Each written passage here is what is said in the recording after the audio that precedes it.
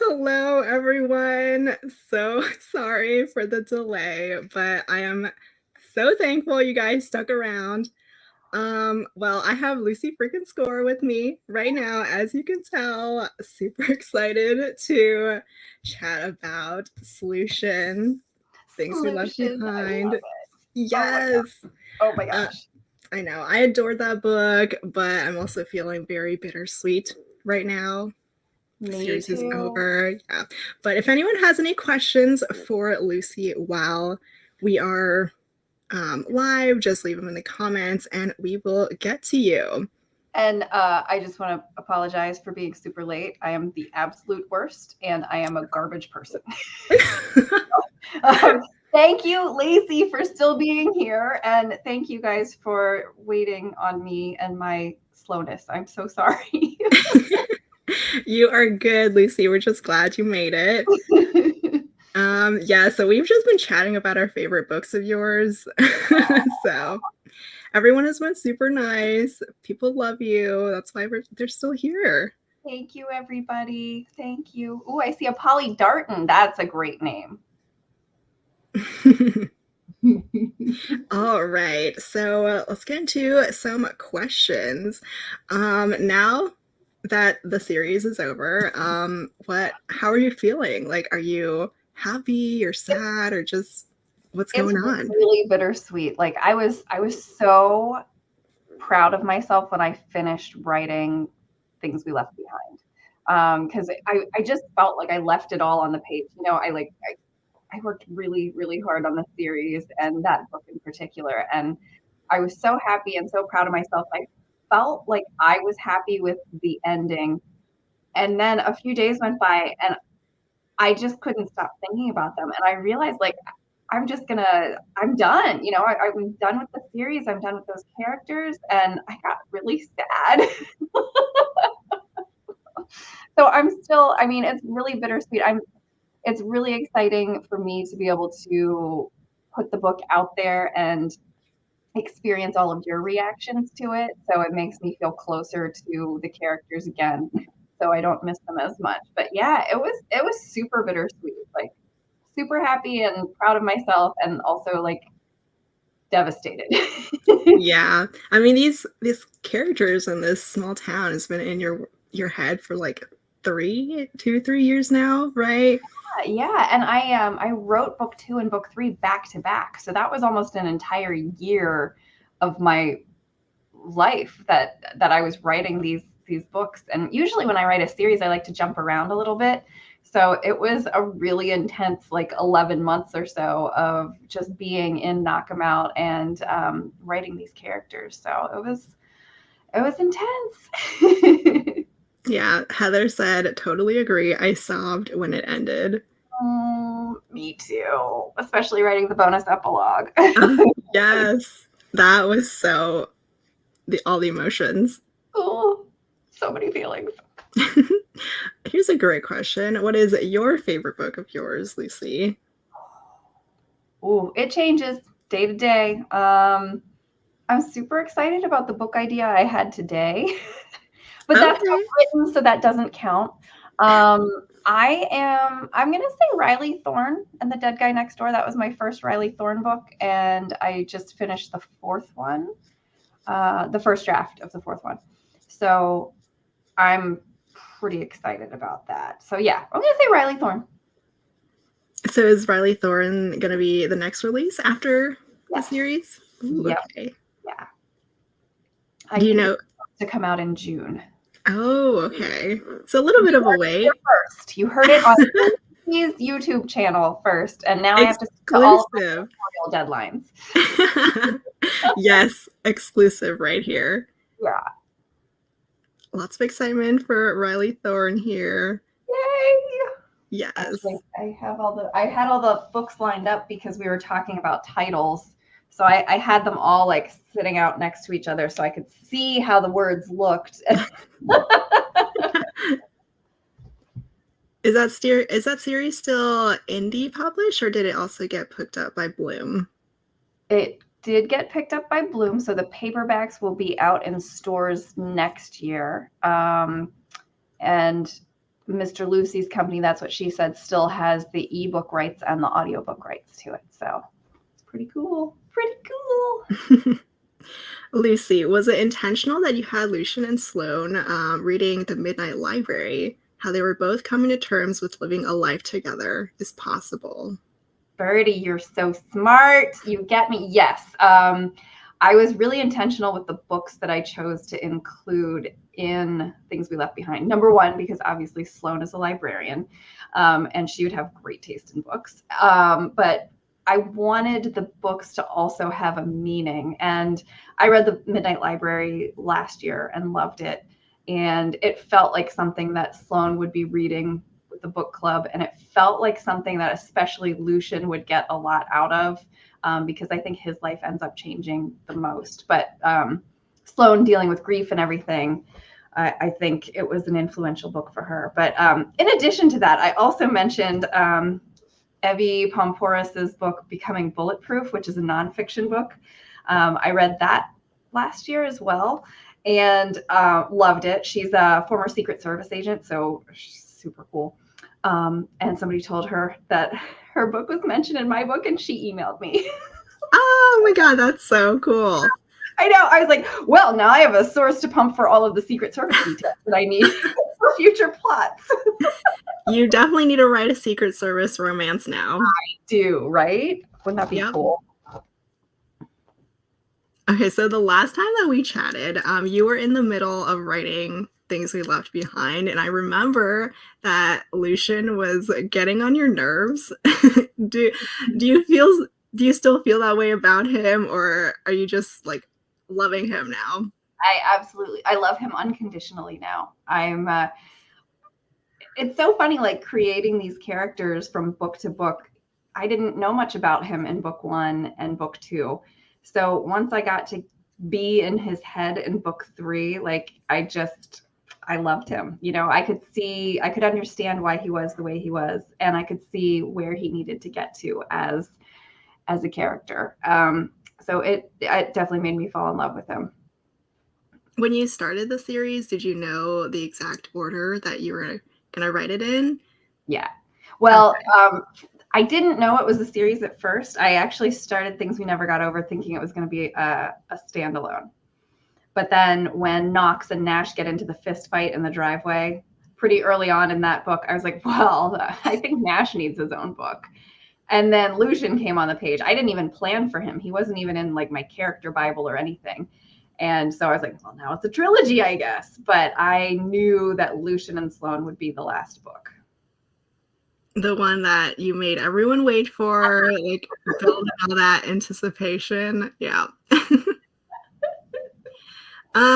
Where did you get the inspiration for the small town atmosphere? I fell in love with Knockemout.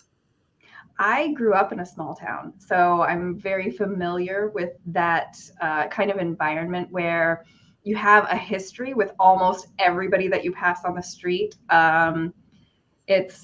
It's just such a special kind of community to be a part of. And, you know, my graduating class was 100 people. I knew everybody.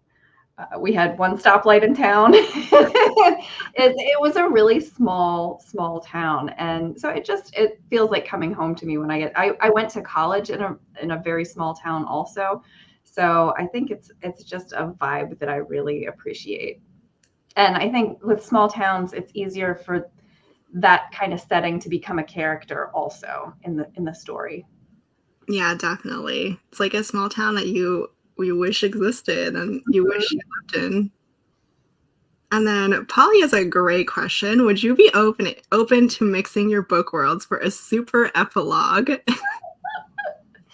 What an intriguing idea. Maybe. I don't know. I mean, I don't know. Yeah, I'd have to think about that. Mega epilogue. Yeah, the seed is planted now, so we'll be waiting. Had you thought about their secret from Twingo? I'm assuming you mean Lucian and Sloane's secret. I thought about nothing but their secret, and I actually did not know what the source of their conflict was until I was almost done writing book 2. I knew I wanted it to be enemies to lovers, and I knew it had to be something that happened in the past. And that's literally all that I had. And I kept coming up with these ideas, but they didn't resonate with this couple. I was like, oh, maybe he stood her up at prom. And I was like, no, that's not enough for these two individuals who are successful, mostly mature adults. Like it needed to be something on a deeper level. And I was getting really close to finishing book 2, and I knew that I had to start book 3 immediately after. And I was starting to panic. I was like, oh my, I still don't know what I don't know what they're fighting about. And it finally came to me, and I was so relieved. I was like, oh my gosh, it all makes sense now. And yeah, I was down to the wire with that one. But it came through. Fan casting. Okay, who would you pick to play Lucian in the movie, if there ever is a movie? Casey Deirdrick from In the Dark on Netflix, or Lucifer himself, obviously, would be a great choice. Yeah, something like that. I'd be happy with those. I had to look up Casey. I can see it. Yeah, especially with his beard. Yep. In a suit. Yeah. Mm-hmm. Someone said everybody's Googling now. Someone said Leo. There you go. Have at it. Who looks good in a suit, right? Yeah. Mm-hmm. Ooh, just throwing out this idea. Would you ever give Tina her own story? Something to be said about villains. No. Tina deserves to rot in prison for a long time. And yeah, no, I wouldn't write Tina's story. But thanks for trying. I appreciate your willingness to forgive her. I mean, it was interesting to see her again in this third book. Yeah. So Sloane, was it easier or more difficult to write her character compared to Naomi or Lena? I had a little bit of trouble at the beginning because I hadn't differentiated her as much in my head. Like, Naomi was this people-pleasing, list-keeping, organized, adorable person, and Lena was this bombshell badass who was totally independent. And then I didn't really have a good grip on Sloane until I started writing her story. Because she's just good at everything that she does, and she sets goals and then goes out and accomplishes them. So I needed to get to know her better before I could really start writing her story well. So that took me a little bit of time to kind of get to know her. I know it sounds super weird. It sounds like I have no control over these stories or these characters, and that's actually true. But I mean. And a similar question, whose point of view is easiest to write in the series? In the series, I think Naomi's, because I've been such a people pleaser in my life too. So it was very easy for me to put myself in her shoes and be somebody whose life is crashing down on them, and she's still trying to make sure that everybody else is, are you guys okay? Everybody okay? She's ignoring that she's on fire. And then I know you said you didn't plan on this being a series, but once you did you always, and then after that you planned on writing the series, did you plan on writing Steph and Jeremiah's story, or was that more like a reader or fan favorite kind of thing that you kind of incorporated into the series? I wanted their story to play out in conjunction with the other couples, because Steph and Jeremiah are such a nice, normal couple. They're so, they're mature adults, and they didn't have any real conflict between them. It was like a real relationship on the page, okay, we're dating now. Cool. Oh, you're handsome. Okay, we're dating. All right, we really like each other, and now we're progressing. It was very, I didn't want to mess with their good vibes. And I always like to have a solid couple on the page for the main couples to play off of, to kind of be like, hey, this is what people in a real relationship do. And I think Steph being afraid, I don't want to give any spoilers away, but I think Steph being a little bit afraid to tell Jeremiah how he felt because he wasn't sure if Jeremiah felt the same way. Like I thought that was super relatable, but I love them and I'm really happy with how their happily ever after worked out. I know, me too, me too. Okay, what was your favorite scene to write? And was it the terrible first date? Because that scene is one of my favorites. Oh my god, that was so funny. I just answered a reader email yesterday about Massimo and Rackety Ann, and I was like, oh my gosh. I think my favorite scene to write was, again, I'll keep it spoiler free, but when Lucian finds Sloane in the hotel bar and he scares off all of the other men. Mm-hmm. And that, I think that and the scene that follows were my favorites to write. Because it's really just the two of them accepting what we readers have seen from the very beginning, and then them still fighting the whole way through. Yeah, but I mean, I was rereading that first date. It was cracking me up all over again.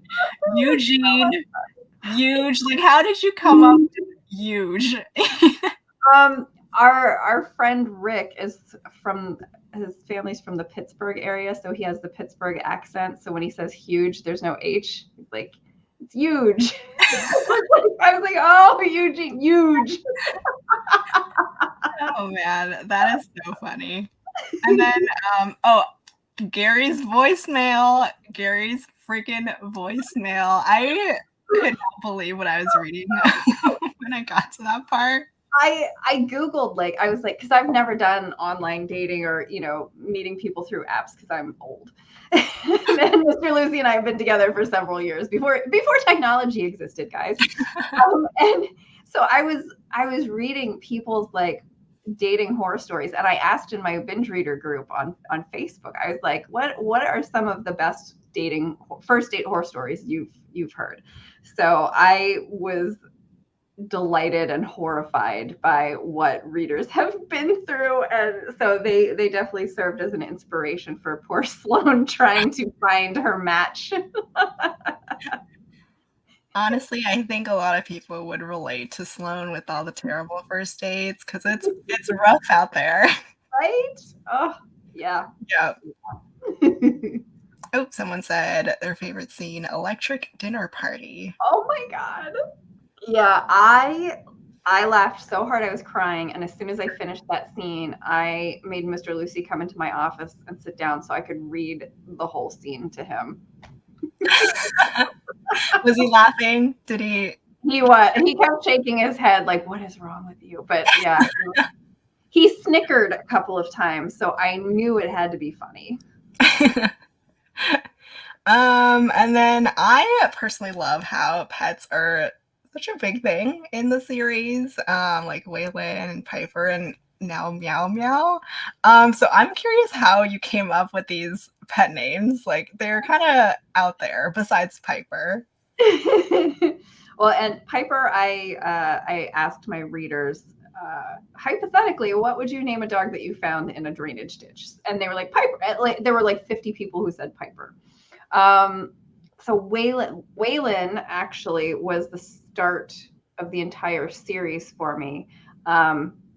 Every time Mr. Lucy and I would get in the car, I would turn on music and I would always sneak in Jake Owen's song "Down to the Honky Tonk." And it has a line in there that says, "Got a dog named Waylon and a driveway that needs paving." And I was like, I wonder who that hero would be. So everything stemmed from Waylon. So Waylon was named before anybody else in the series. And Meow Meow, the cat, we call Cleo Meow Meow. Like she won't respond to Cleo. Well, she doesn't really respond to Meow Meow either. But it's something with pets in general, but definitely cats. You start with this like nice name, and then it just devolves from there. So it was because Cleo, her full name is Cleopatra because she has like eyeliner. But then it became Cleo, and then it became Kitty Meow, and now it's just Meow Meow. So, and we say it in like a super obnoxious, like meow meow. We walk in the house and we go meow meow. Is she a total grump like meow meow? Yes, yeah, she is. She always looks so angry. Even when she's like happy and purring, she looks at you like she's like, I could just swipe my claws across your face right now. No, I loved it because I had a cat growing up, and we never really officially named her. We just ended up calling her Meowzo. Like, I don't know how that came to be, but that's what we called her. That's amazing. I love it. Yeah. And then one of my new favorite side characters in Things We Left Behind is Sloane's niece, Chloe. I love this girl so much. She is a hustler, and I applaud her for it. That was one of the, so this book was the longest I've ever written. And I actually I had planned to do a scene where Lucian and Sloane are babysitting Waylay and Chloe. And I could not, like, I was coming up against the deadline, and I did not have the time or the word count for it. So I was just imagining them messing with Lucian and the girls like making him paint his nails, and him listening to these almost teenage girls like burr, burr, burr, burr.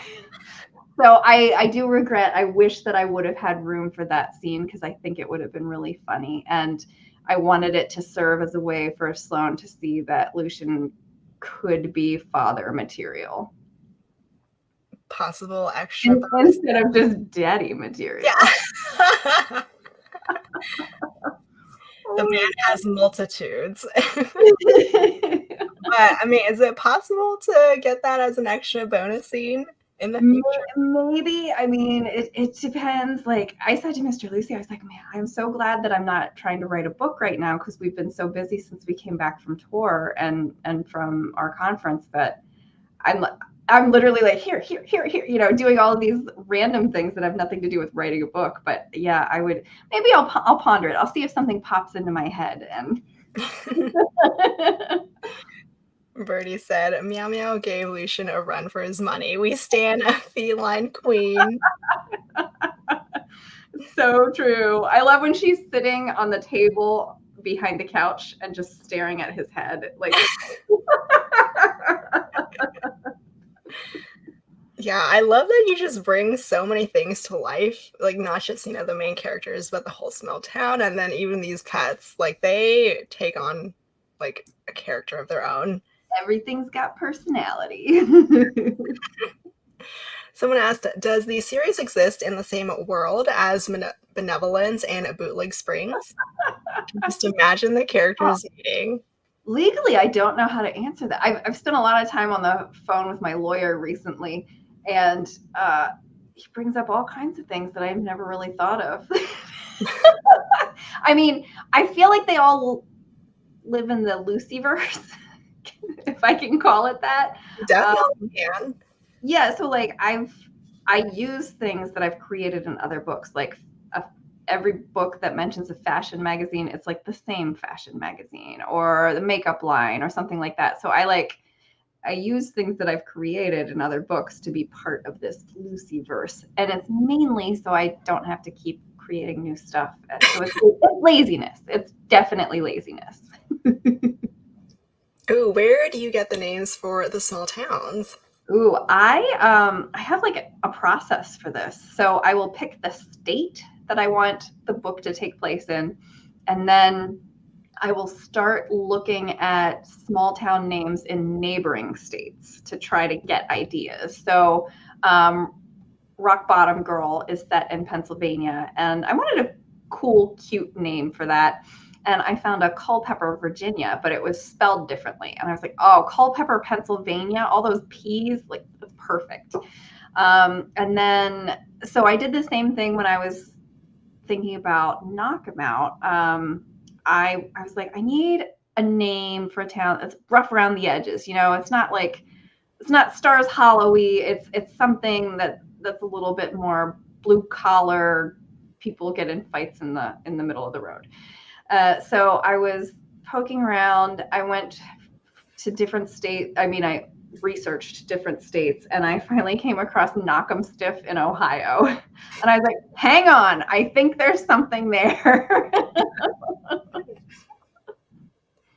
Ooh, people are here for the extra bonus. Just keep bombarding Lucy about them. Wow.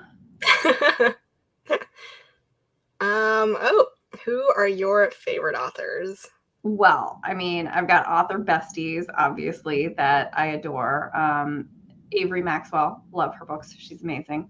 Catherine Nolan, fabulous. Well, let me tell you all the That's What She Said authors. So it's Avery Maxwell, Catherine Nolan, Stephanie Rose, LJ Evans, me.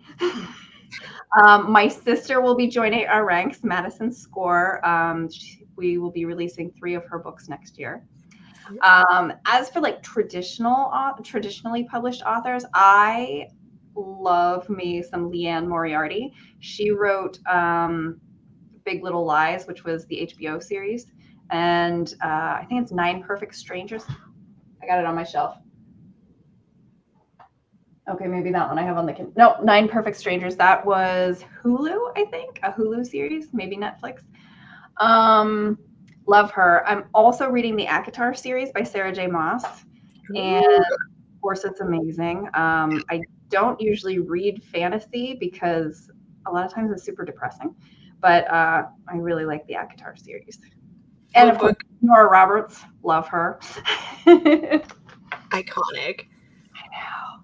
Queen. What book are you on for ACOTAR? The last one. Okay. Yeah. So you already know. I don't know any of the titles. I'm on Nest's book. It's like A Court of something, like Court of Silver Flames. Yeah, that one. Yeah. Do you have a favorite of the series? Book 3. Oh, okay. And that was actually one of my absolute favorite books that I've ever read. Like, so that was top tier. That was amazing. Mm-hmm. Mine was book 2. I love. So good. So good. Yeah. Yes. And then Chelsea said you have to read Crescent City next. I'm going to put it on the list. Okay, a great question. Where did you get the idea of calling Lucian Soup Daddy? Not that I'm complaining. I honestly don't know, because I know it was Steph who called him that first. And I think I was just typing and it came out. And I was like, that is such a Steph thing to say. I was like, oh, that's perfect. I was like, that's exactly what he is. Yeah. Look at me not taking credit for it. I'm like, yeah, my fictional character came up with that. They're just living in your head, you know? Right? Yeah. And then how do you make long books fly by so fast? Most books on my Kindle show 4 to 6 hours to read. Things We Left Behind showed 13 hours and felt like 1. Well, thank you. I think because of how much I read starting from 5 years old on and growing up in such a book-centric family, I think I internalized a lot of stuff about pacing with the plot. And for me, a lot of scenes in my books play out in my head like I'm seeing it on a movie screen. And so I've noticed when I have more scenes that play out like that, the book flows better. You know, they're long, but I personally don't feel like the stories would be as good if I started cutting some of the scenes to make it a shorter book. So I think there's just like this sense of pacing that I somehow internalized and could never ever possibly explain because it's just in there. I think I'm glad that you don't think that they're too long, because I mean, I tell some folks the word count and they're like, that's ridiculous. But when I go back and do my reread, like I finish my first rough draft and it's awful, and I go back to the very beginning thinking, okay, well, I can cut some of this, and I never cut stuff. Yeah, these bad boys are Girthy.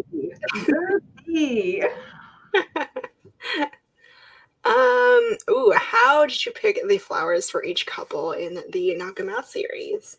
The daisies, it was this stock photo that I found that I absolutely fell in love with. So I think when I found the photo, I went back to the beginning of the book and made the flowers in her hair daisies. Like it just felt like fate. It was like when I saw that picture, everything clicked into place. And then I sent that picture to our cover designer, Carrie March, and she came back with the cover. I'm pointing in the wrong direction. I'm backwards. And it was perfect. Like I don't think we made any changes to it. It was absolutely perfect. So the daisies came first, and then we just excuse me, looked for stock art that could be similar. So so it's Lily of the Valley for the second book. I actually found 2 stock art photos of cherry blossoms that I loved, but I couldn't do daisies and then cherry blossom. So fortunately, Carrie found the Lily of the Valley, and that was perfect for them. And then since I knew what the flower was for Lucian and Sloane's story, I was able to write that in the way that I did with the cherry tree. Yeah, I loved the flashbacks that you did. And I kind of love that it wasn't like too heavy on the flashbacks too. Because for me personally, when there's too many flashbacks, it's like there's not enough of the present day. Yeah, I agree. Because I think it can slow down the pacing of the actual story that you're trying to tell. So I tried to be sparing with the flashbacks. I wanted them to be important. I wanted them to give the reader a sense of who these characters were and what their circumstances were when they were teenagers. So I was nervous. I was real nervous about it because like I felt that they were essential to the story, but I didn't know how everybody else was going to feel about it. What's your favorite writing snack or drink? Ooh, during the day, I'm so boring. I love me some water. I try not to snack too much while I'm writing because I'm super messy and I get food all over my keyboard, which is really pathetic.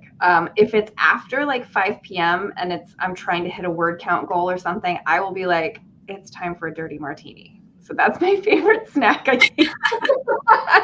So, because then it just loosens me up, and then if I get the words, that's great, and if I don't, I don't care because I just had a dirty martini. Love it. Water or alcohol? No, yeah, I know. No in between. Do you have any other scenes that you wish you could have included from the 3 books? Yeah, I'd have to think back, but I know that I believe I cut a sex scene from Things We Left Behind. I think that's floating around out there somewhere. I'm gonna have to look for it. Yeah, I'm pretty sure I cut that. And then I know there was another scene in Things We Left Behind that I wanted to include, and I can't remember what it was, but it was something I was like, oh man. Oh, I know what it was. I wanted all the guys to go get massages together for some reason. I was like, I don't know why. I think there was a reason for it. And I think it was going to be like, it was going to set the scene for them, really talking. And I think instead of doing that, I made them have the fist fight in the parking lot, which is also another one of my favorite scenes to write. I did love that scene, but I can just imagine the group massage now. I kind of need it. Yeah, I know. Oh my gosh. Oh, I did have a question about the fight scene. If the guys had an actual true fight, who would win? Like, who would come out? Okay. Knox, because he would play so dirty. Lucian wouldn't want to like mess up his suit. Nash is too law-abiding. Knox would do whatever it takes to win. That's why we love him. I know. And then Polly said, I love the work you put into your side characters. How do you plan them? I love the side characters because I think they need to be real people too, just like the hero and heroine. So sometimes they don't usually even start as a role. Like you know how, I don't know, the heroine's going to need somebody to talk some sense into her. She needs a tough talking best friend. That's not even how they start for me. I think I don't know where they all come from. I guess some of them start with having to serve a purpose in the actual storyline, but others just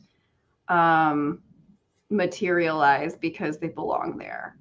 But yeah, I do character sketches for obviously the hero and heroine, but I do character sketches for also for the important secondary characters, you know, the ones who are on the page a lot, because I want to know, like, what kind of car do they drive? What did they want to be when they grow up? You know, and so it's stuff that may never make it onto the page, but it helps me understand them. And it kind of just informs everything else about that character. So when it comes time for them to appear, I know how they sound. I know what they're wearing. I know what they would be drinking or saying, or, you know. Mrs. Tweedy was a real star. The text exchange where Nash was asking Lucian whether she was stalking him was hilarious. I love Mrs. Tweedy. She's so classy. And in Things We Hide from the Light, the gym scene when Lena goes to the gym with Steph and they're sweating with the oldies. Oh my gosh. And then they see Nash and Jeremiah in there and they get all like worked up. That's one of my favorite scenes from the series. And then, speaking of drinks, how did you come up with the signature drinks for different characters? I feel like everything about the character has to remind the reader who that person is. I remember watching a master class with Shonda Rhimes about, she was talking about defining characters, and she was talking about Scandal with Olivia Pope, who drinks very expensive wine from these gigantic goblets with these long stems. And then there's Melly, the first lady, who is drinking hooch out of like a bottle she hid in her closet. So both of those choices tell you so much about the character and where they came from and, you know, all of that. So I try to keep that in mind. So it's just really fun coming up with stuff like that and using each little choice to differentiate them from the other characters. Yeah, you have some of the best side characters in your books. Thank you. Thank you. And then the oldies are beasts in the gym. I wish I had their energy. Right? Oh, it's true. I've known quite a few people many years older than me who were absolute beasts in the gym. When are you coming to Melbourne, Australia? Are you doing any signings? I don't know. We leave for Europe soon. So I will be doing that tour. And then next year is like focusing on home, family, and friends. I missed out on a lot of family friend stuff this year. And so I wanted to shift the focus to them for next year. We moved into our beautiful house, not last Christmas, but the Christmas before that. And then we were away so much this year. So I want to surround myself with my people and be around and see some nephew sporting events and things like that. So I think the travel is going to be a lot more minimal next year, but we will see what happens after that, after I'm tired of everybody that I love. And then, okay, so you kind of answered this already. What's next after Knockemout? Riley Thorne. But do you have like a new series percolating in that mind of yours? I have been trying to come up with something because obviously when we come back from Europe, I need to start writing a new book. And I've had some ideas that I've been working on, and all of a sudden today of all days, something crystallized, and it just started playing like a movie in my head. Sandra Bullock is the star, of course. But it just started, and I was like, I spent most of today scribbling things in a notebook and then trying to figure out if this is working. And I'm basically just taking the other idea that I had and just throwing it out because I'm so excited about this thing. That's exciting.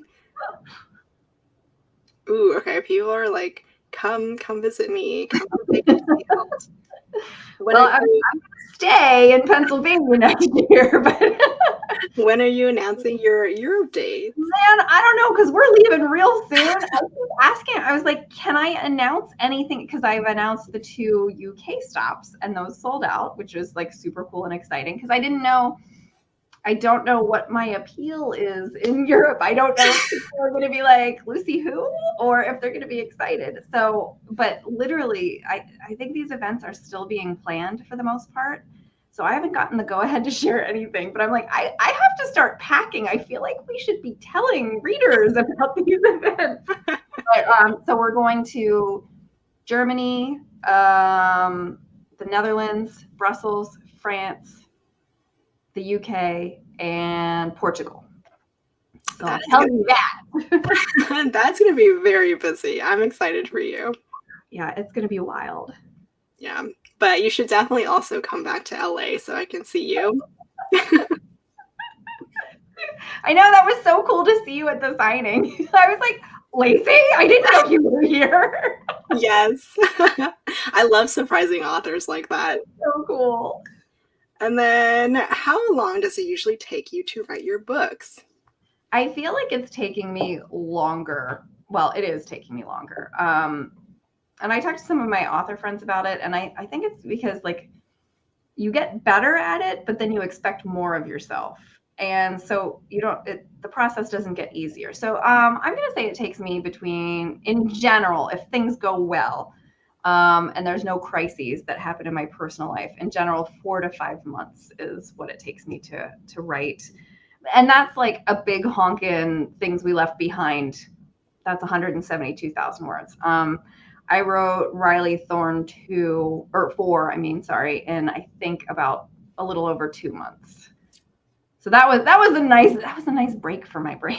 I was very excited about that. That is a lot though. Like 4 months, you write basically the span of 2 normal sized books. Exactly. I know. And I get very jealous of most of my author friends because they're like, I just finished my 75,000 word book. I'm like, that's my first chapter. Tell me how to be more succinct.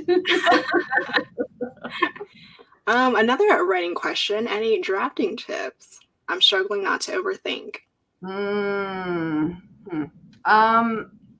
I find verbalizing it to somebody, especially somebody who doesn't understand writing, somebody who's not going to give you advice on how to write it. I think when you do that, things start to fall in different orders in your head. So I do this to I was doing it to him all day today. I'm like, okay, what if? Blah, blah, blah. So it really helps me kind of run through things in my head and getting them out, and bouncing them off somebody who isn't going to be like, well, you know what I would do if I were writing this. I think that that derails me more often than it guides me. So just being able to word vomit all over Mr. Lucy has been super helpful. So give that a try. I think that helps me with my plot and my pacing and things like that. But if you're struggling with the actual writing, here's this. I just try writing in sprints where, okay, for the next 25 minutes, all I am allowed to do is write. And if I can't come up with the word or the character name, I put like a little asterisk and I know to come back to it. So you build that momentum and you just kind of plow through that way. Those are my best tips. I hope they help. And then how do you like to de-stress besides the dirty martini? I love laying on the couch and watching TV. I do love yoga. I have not gone to any official classes in a long time. I did it this morning in the basement, but yoga is amazing. Sometimes Mr. Lucy and I play hooky. Like we'll have a day, we've got things to accomplish, but maybe it's like super beautiful outside or something. And we'll be like, you want to play hooky? And we will not work that day. We will get in the car and go someplace. And I don't know, we'll road trip it for lunch or whatever. Like that is super fun when we do that because it feels so naughty. So Jen asked, are you going to have more of your book slash series re-released with covers more along the lines of Knockemout?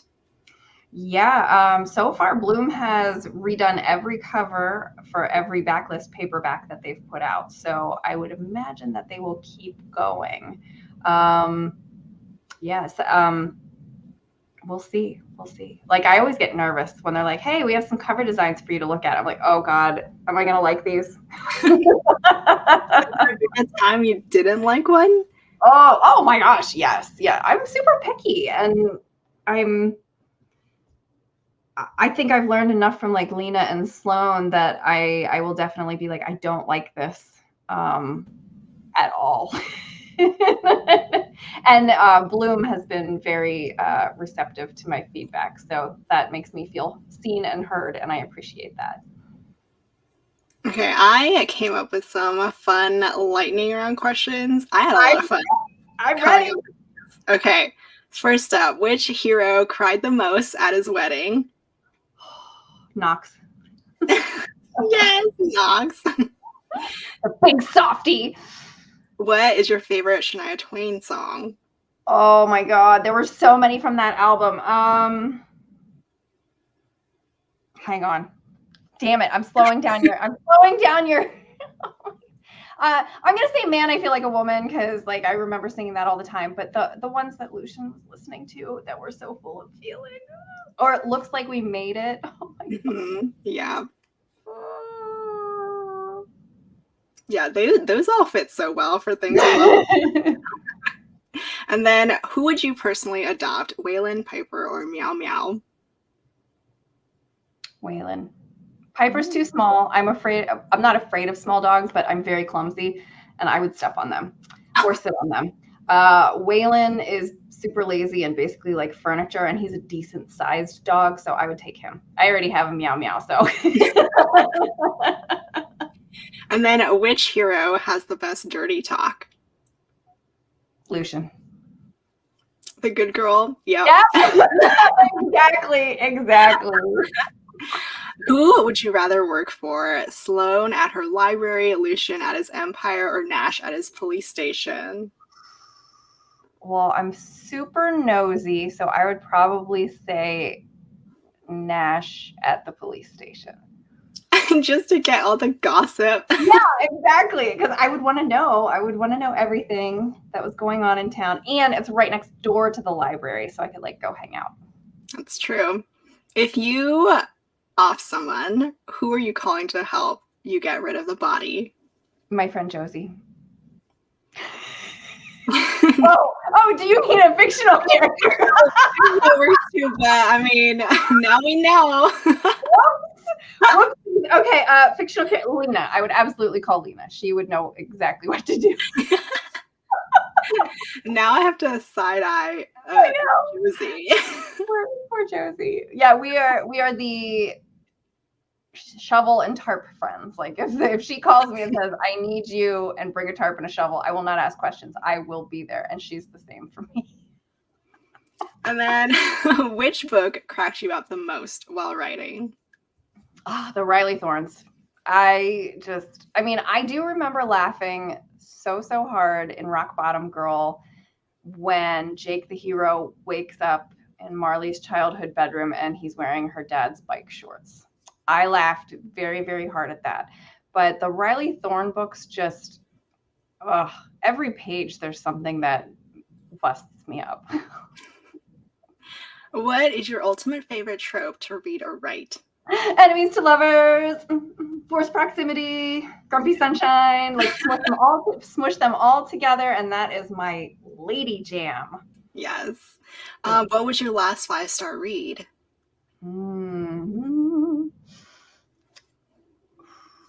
The Princess Bride. I had never read the book. I've seen the movie a million times, but this was my first time reading The Princess Bride. It was great. Yeah, it's really good. Who's your favorite Knockemout secondary character? Waylay. And then my favorite question, which hero uses the term or would use the term my wife the most? Oh, Shoot. Huh. Well, Lucian did before they were even sleeping together.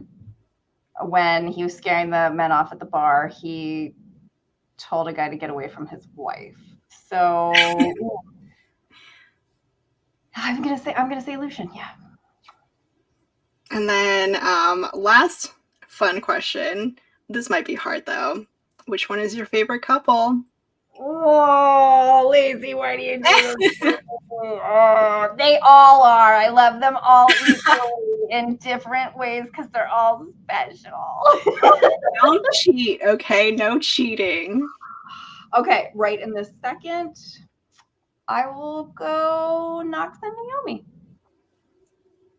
All right, you heard it here, guys. I mean, if anyone else has any like random fun questions, please bring it on. Bring it on. I was late. I owe you guys some good dirt. Well, Sharon said, your characters are so spicy. My Kindle practically catches on fire. What does your husband think about that? What does Mr. Lucy think about that? He likes that about me.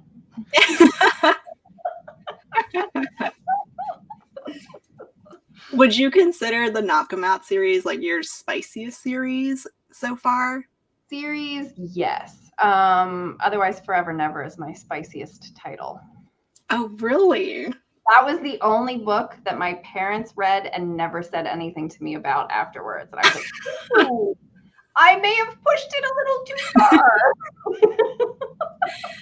Okay, well, I need to bump that up like at the top of my TBR now. Yeah, and it's an extreme slow burn. So there's like, you spend a lot of, that was for the length of the book that they're not together, not gesturing for appendage size or anything. That looks like it could hurt. But yeah, it's one of my favorite books. And then when is your store launching? I don't know. That's part of why we've been talking to the lawyer so much. Yeah, I'm not sure. I'm hoping to have something fun for readers prior to the holidays. It won't be a whole store though. Yeah, I don't know. It's an ongoing project for sure. Is the Blue Moon series finished? I don't have any I don't have it in my editorial calendar, but I also don't feel done with that series. So I'm just waiting to see if inspiration strikes or if somebody starts talking to me in my head, if the voices in my head go back to Blue Moon. Yeah, I don't feel like I'm done with the series, but I also don't have it on my calendar. So we will see. To be determined. Mm-hmm, mm-hmm. And then are you going to attend any book conventions next year? And if you are, which ones? I am not. Yeah, I am staying home and creating a butt dent on the couch that fits my butt. No, yeah, I don't have any plans for any book conventions next year. Just gonna hang with my family as much as possible. I'm sure I will still be popping into bookstores and ninja signing.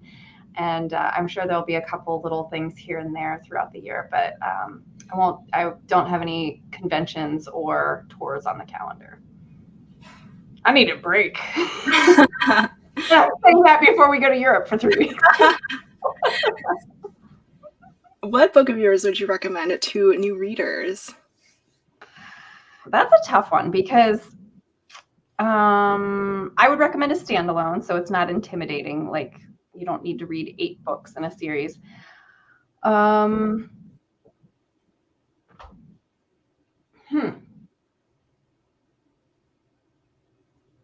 would say maybe The Worst Best Man or Rock Bottom Girl. I think those are good to start with. Ooh, Sleep with, Marry, or Kill. Oh, okay, I refuse to kill anybody. So we're going to change that to Punch in the Face. Which character would I sleep with, marry, or kill? Well, okay, let's just keep it to Knockemout because that Oh God, that doesn't help either. Okay.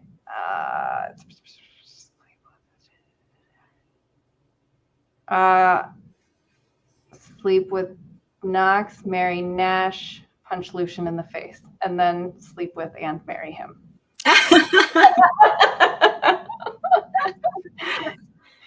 Good choice. Good choice. Woo! That one made me sweat. What's your favorite Halloween candy? Oh, I love when houses give out full-size candy bars. Like any? Yeah. I love Snickers.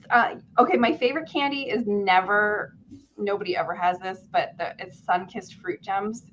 They're like the little round gummies with all the granulated sugar on the outside, and I love them so much. Not too long ago, Avery sent me 2 3-pound bags of them, and Mr. Lucy and I ate them very quickly. Joyce and Tammy gave us some while we were on tour, and it's just my favorite candy, and I don't even know where to buy them. I think you can only get them online. They're so good. Is Steph based on the Steph from SNL? Like, who's the Steph from SNL? I think Stefan. Oh my God! No, definitely not. I think I was like, okay, Henry Golding, but if he were gay. that was my inspiration. I was like, oh, I like that. I like that picture. How did you meet Mr. Lucy? Has any of your books been similar to your real life story? No, because we were friends to lovers. Friends introduced us. We were friends for a really long time, and before we got together. And I don't like writing friends to lovers. I'm like, what is the conflict? They like each other already. Oh no. Maybe they don't like each other at first. No, I know. I adored him from the minute I met him. I adored him, and he became one of my best friends. And then, we started dating. So I think that's a really great way to build relationships in real life. But on the page, I like me some enemies to lovers action. Ooh, more Mr. Lucy questions. Does Mr. Lucy remind you of Knox? Yes, he does. People have been commenting about Mr. Lucy looking like Knox on social. So cute. That's awesome. I'll have to tell him that. Which of your couples would survive on a deserted island? I think Mac and Link, Mackenzie and Link from Protecting What's Mine. He's a firefighter and she is a trauma doctor. So I think they have the skills to absolutely build shelter and enjoy themselves. What's something you know now that you wish you could tell others because it's improved your life? So many things. There's a lot of things that I wish I could go back and tell myself when I was younger that I wasn't screwing up all the time. I was just being led in a special direction, in a different direction. I felt like a failure for a huge portion of my adult life before I found books and you guys and everything. But yeah, I don't know. But it was important. It was all part of the journey. So I guess, I don't know. I learn more from failure than I do success. So if you're failing, it's a good thing. It's teaching you something and it's leading you someplace else. Which of your books was your favorite to write? I'm trying to think of which was the easiest. I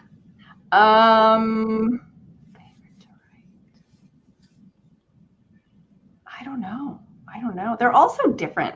Every time I sit down to write, I feel like A, I've forgotten how to do it. B, this book is completely different and I don't know how to work this behind the scenes.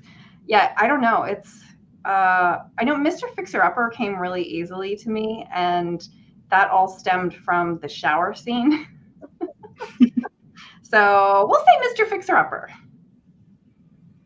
Oh, everyone has a cringe era. What year was yours? From the age of 1 until probably 35.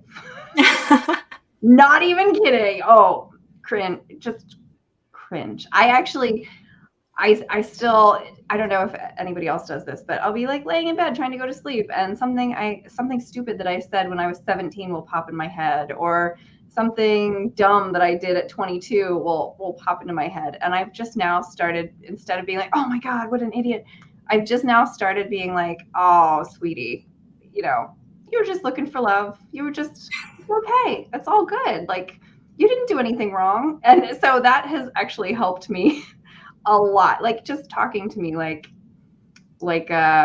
talking to young me as if I was the mom. I think that's really That's helpful. a healthy way to look at it. Thank you. It feels healthier than just like laying in bed 20 years later calling yourself an idiot. Yeah, that happens to everyone. You are not alone.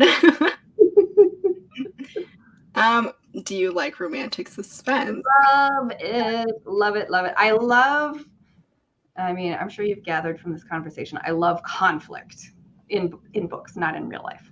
I love conflict, and I love that romantic suspense gives you the ability to bring in external conflict to the relationship. So you don't always have to have the couple have their fight and break up in the third act and then bring them back together. Sometimes she can get kidnapped. I love that. But would you ever write like a dark romance where the hero is the kidnapper? Probably, but it would end up being a rom-com. You know, like I mean, let's look at Knockemout. I did addiction, homelessness, loss of a parent, domestic violence, health issues, panic attacks and mental health, police brutality. But don't worry, guys, this is still romantic comedy. I mean, it still was. You made us laugh. So Yeah, I think I like reading some dark romance. But I think if I tried, it would just still come out funny. how many books do you plan to release next year? It is going to be just one next year. Next year is my rebuilding year, because we have been gone so much this year, and I had so little writing time this year, which really stressed me out. So we're releasing Riley Thorne 4, but I will be writing 2 books next year to release the following year. So I'm hopefully 2.5 books. I don't know. We'll see. But yeah, I am going to spend a lot more time writing next year than what I did this year. Any sneak peeks on what you're writing? I literally just came up with the idea today, and I am totally not going to say anything about it, but I'm very excited. And the whole first half of this idea played out like it was a movie. It was wild. And I was like, oh my gosh, it's happening. So yeah. Exciting. Have any of your characters been based on a family member? No. No, lawyer Eric, if you are listening, attorney man. No, I take inspiration from everywhere, but I haven't based any characters on any actual real life people for legal reasons. I do name all of my bad guys after people who have been mean to me or my friends in real life. That's a great way of getting revenge. Exactly. You have such an admirable work ethic. What are some things that help your productivity? This thing right here is super helpful to me. Okay, so they call it a time timer. It's a great name. So this is a whiteboard that I can write like to-do lists on if I want to, but this is actually like a visual timer, because anytime I see numbers, my eyes just glaze over. But this helps me. I can glance at this and understand.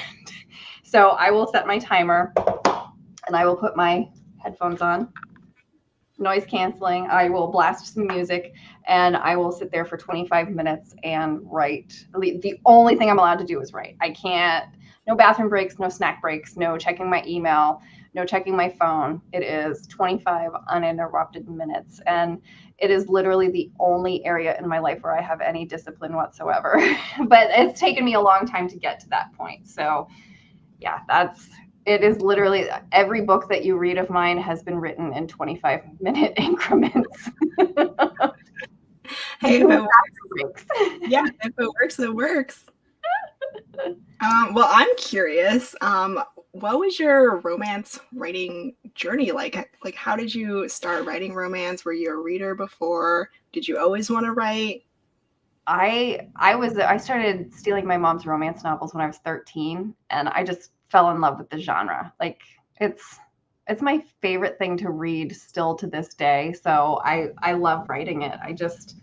It's amazing. So I never really considered writing anything else. When I finally sat down, I was like, I'm gonna write a book. It was definitely going to be romance.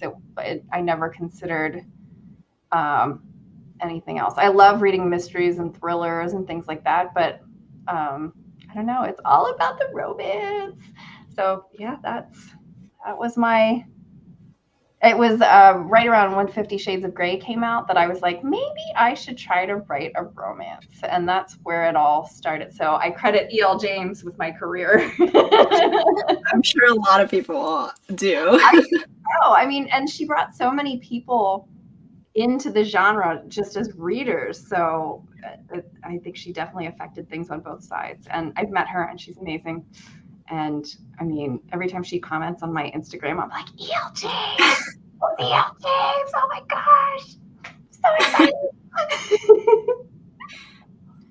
Do you remember the first romance that you read, the one that you picked up from your mom? The first one that I remember is The Bride by Julie Garwood. I have it on my shelf right over there. I reread it every year. I love it so much. I love Julie Garwood. Oh my God. Her historical and they were so funny too. So yes. I think I was very inspired by Julie Garwood's historical. I can see that now that you mention it. But my favorite of hers is The Secret. Oh, that's so good. Yes. I love that one. Yeah. So you were a historical romance reader? Do you still read? Yeah, I read everything. I absolutely read. I usually have 3 books going at a time. Yeah, it's kind of crazy. Can you read while you write? I know some authors like can't do. Oh yeah, I need constant input. Like I don't know. I call it consuming. Yeah. I need to be.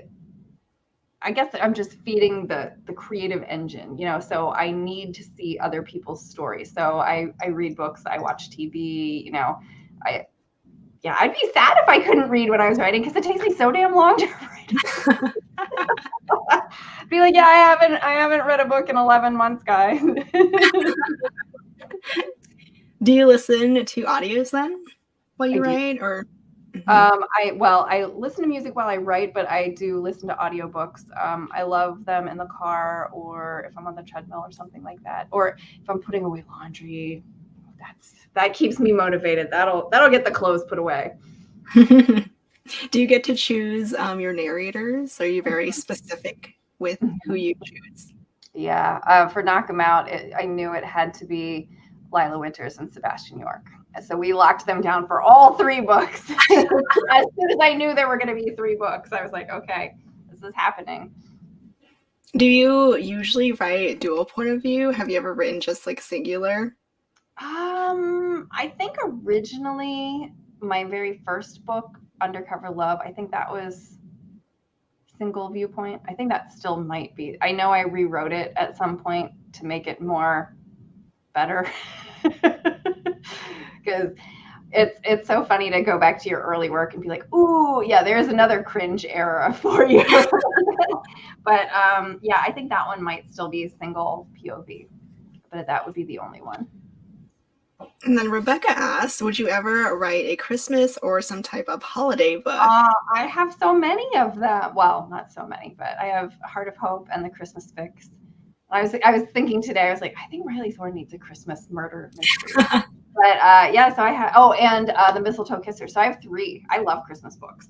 But the funny thing is, like, if you don't write a whole bunch of books a year, like I no longer do, the Christmas book lifespan is only about 6 to 8 weeks. So you know, it's like people are super excited and buy them like crazy in November and December. And then January 1st hits and everybody's like, nope, I'm done. But the nice thing is every November, December, people are picking up those books. So yeah. I would write another Christmas book. I love the holidays. Riley Thorne, book 5. Or 10. Whatever. We'll see how it goes. I just started reading by a thread. The beginning scene is so funny. You do romantic comedy so well. What romantic books or shows, TV shows, do you normally watch or read? Ooh. Okay, well, we covered some authors that I read. So shows or TV shows. I watch a lot of shows that make me laugh. Huge mega fan of Ted Lasso. I think you can see in the background I have a signed pilot script of Ted Lasso. Oh my gosh! How did you get that for me?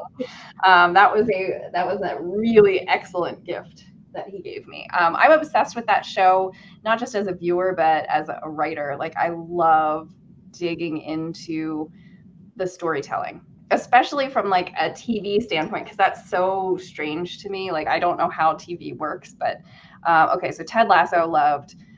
Because I love Ted Lasso, I also love Shrinking, which is also on Apple TV, and it is done by Bill Lawrence, who was the showrunner for Ted Lasso, and Brett Goldstein, who was Roy Kent in Ted Lasso. So that's amazing. There was this show on Hulu that I was absolutely in love with. They only did one season and they canceled it. It's called Maggie. And it reminded me so much of Riley Thorne because the main character in it is a psychic. And it was a rom-com and it was adorable. And I would love for them to bring that show back. It was so fantastic. Let's see, romantic. Okay, I don't know. This probably isn't going to qualify exactly as a romantic TV show, but did anybody watch The Diplomat yet on Netflix? It is good. And there is romance in it. There always has to be romance. That show is fantastic. It's one season so far, and I thought it was brilliant and funny and smart and actiony. So, yeah. Is it like a political? It is. It's Carrie Russell accidentally becomes the American ambassador to the UK. She doesn't want to be there. She has built her whole career on like being a boots on the ground kind of let me get dirty in this war-torn country and help fix things. And now she's like, she has to get all prettied up and go to these cocktail fundraiser things and she hates it.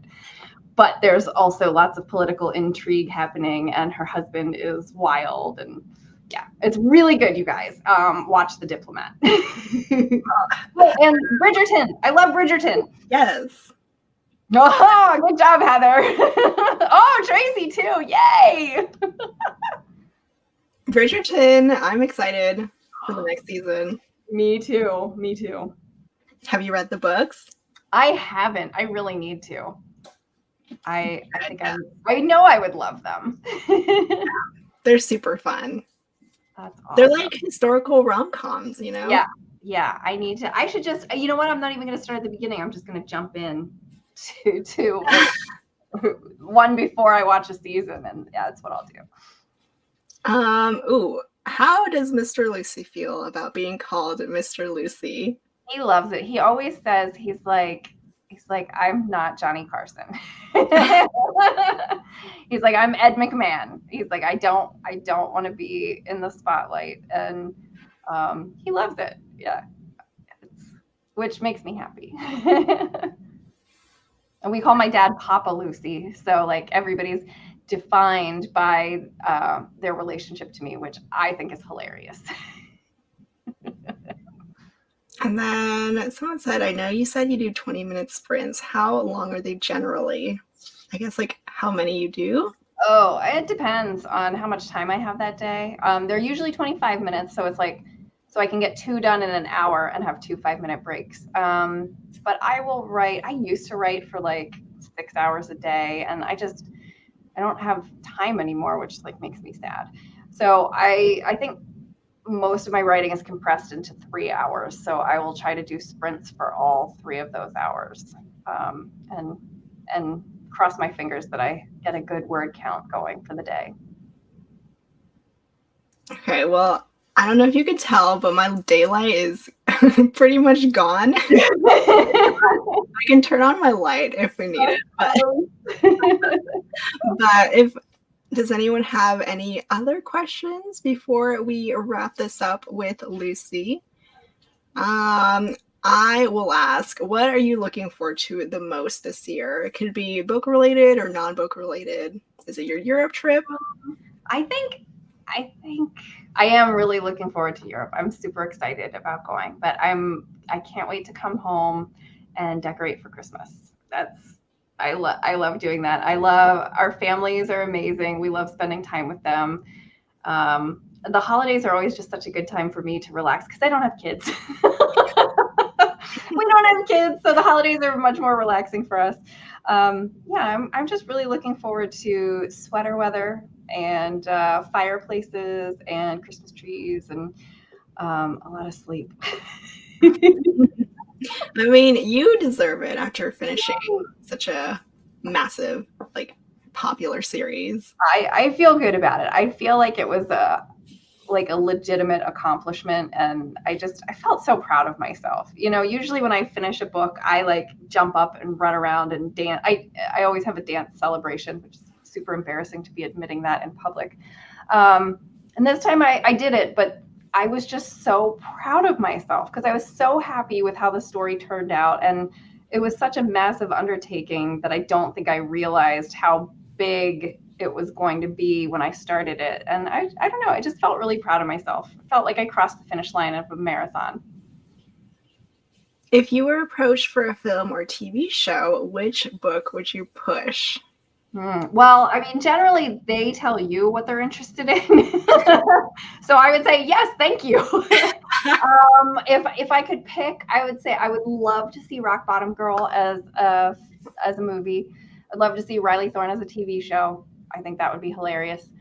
I think it would be super cool to see Forever Never as a movie because I want to go back to Mackinac Island and then I could be there while they're filming. So yeah, I think I have a lot of good options. I mean, we just need some studios to get excited. Yes. So there haven't been any bites yet? There is nothing that I can discuss at this moment. Okay, that's suspicious. Don't be suspicious. Don't be suspicious. And then Chelsea asks, is the one you just finished going to be the last Riley Thorne? Man, I hope not. A lot hinges on how well this book performs because the series hasn't sold like nothing has sold like Knockemout. That has been the unicorn, but a lot hinges on how book 4 sells and how people react when books 1, 2, and 3 come out in bookstores. So I have my fingers crossed. I would love to continue the series, and I know that there's something I have to deliver to readers. I have to deliver Riley's middle name, and I know how I'm going to do that. It's just getting the characters in the story to that point. So I have my fingers crossed. I love writing it. I have so much fun, and it is, besides people asking for Knockemout number 4, which there will not be one, Riley Thorne is the number 1 series that readers ask for more in, and that makes me excited. So keep your fingers crossed because I would absolutely love to continue the series for many more books. I have so many titles picked out. I have so many storylines that I can explore. I mean, I love your excitement. I have the best job. Well, speaking of Knockemout, well, I loved the author's note at the end where you talk about how the series pretty much changed your life. Like, and I'm curious, like, what ways it changed you. I mean, like, it was this crazy blockbuster success. So it lands me on the New York Times bestseller list. Like, all 3 books have been on the New York Times bestseller list, which that just blows my mind. So that's like crazy awesome. The sales have been wonderful. So the royalty statements are wild and super great. But I think the biggest thing that I got out of this series is I when I started Things We Never Got Over, I was grieving the loss of our friend David, which happened very suddenly. And I had lost a few other people prior to that.